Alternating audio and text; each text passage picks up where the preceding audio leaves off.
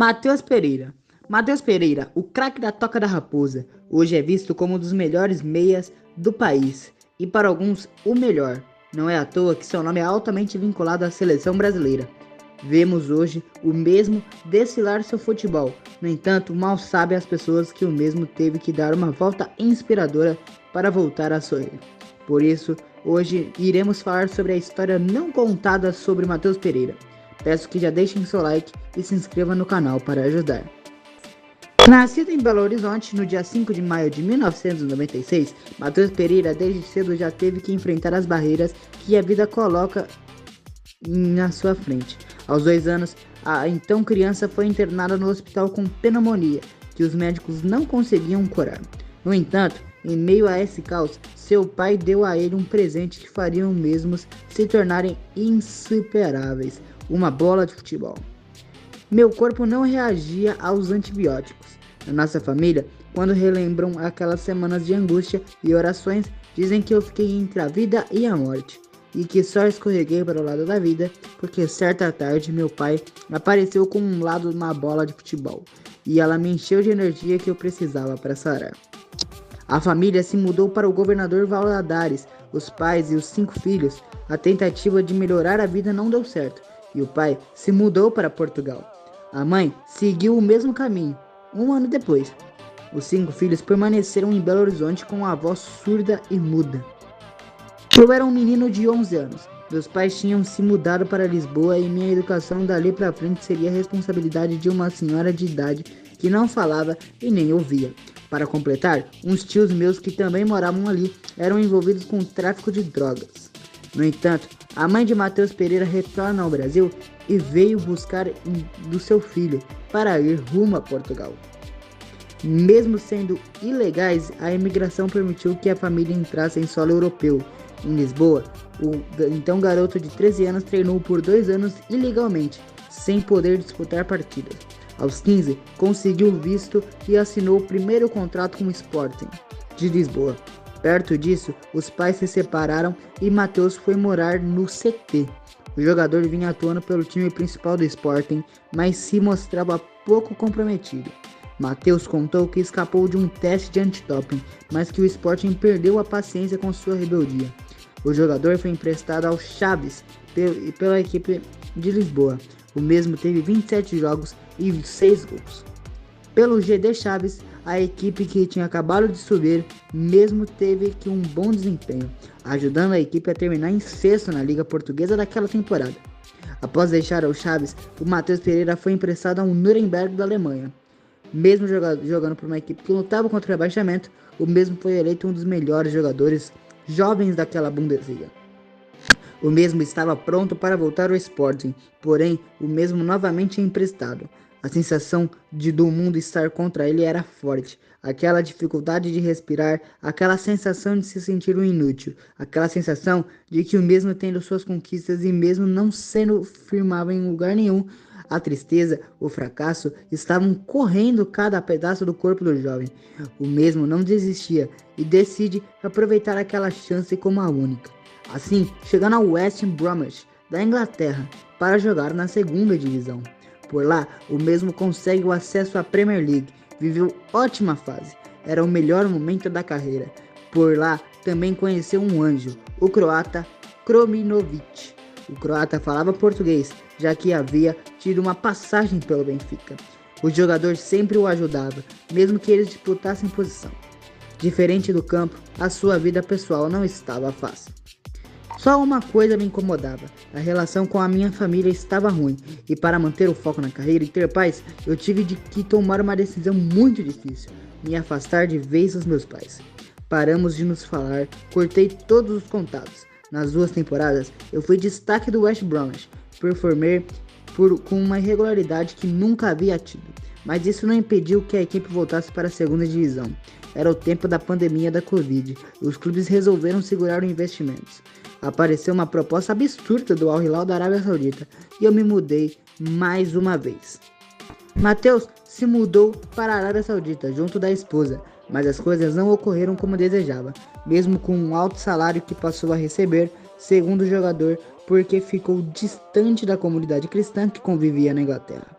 Houve até possibilidades com uma transferência para o Corinthians, a qual não foi para frente. Morando em Riad, eu senti falta da minha igreja. Em West Bromwich, a gente participava de uma pequena comunidade cristã e isso me fortalecia. Eu estava amparado. Na Arábia Saudita, não tinha. Também comecei a sentir falta dos meus pais e não conseguia encontrar uma maneira de retornar o contrato com eles.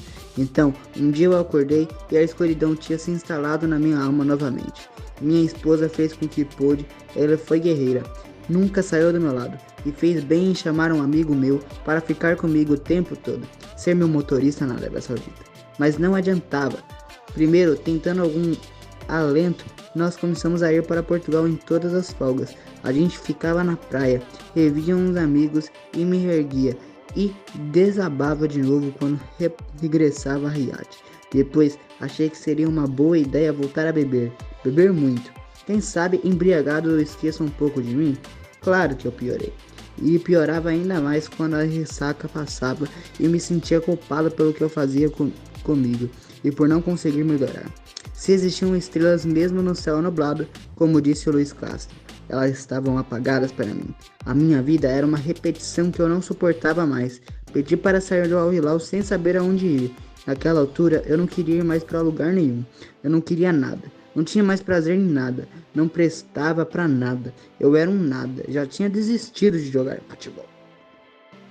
Foi nessa época que apareceu uma possibilidade de eu ir para o Corinthians. Meu amigo e minha esposa acharam que naquele estado que eu me encontrava, jogar num time grande no Brasil com tanto foco da mídia poderia piorar tudo. Eles estavam certos, mas eu não admitia. Só queria sair da Arábia a qualquer custo. E foi assim que acabei indo parar em Abu Dhabi, contra a minha vontade. Vamos tentar mais uma vez. Pode ser legal. Um país de menor expressão no futebol. Diziam que é bom para viver, seguro e tal. Pode ser bom para você fazer uma descompreensão.